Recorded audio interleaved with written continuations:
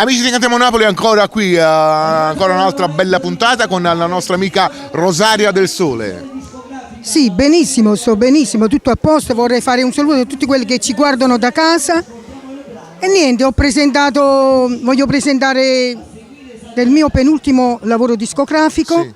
scritto dal maestro Franco Percopo, dal titolo Non si tocca l'uomo mio. Assolutamente. E la vorrei dedicare a tutte le donne, vi raccomando di non toccare l'uomo vostro. L'uomo degli altri, Sì, e facciamo ancora un saluto a tutto lo staff di Cantiamo Napoli, sicuramente. te, Alfonso Grissuolo, Grazie.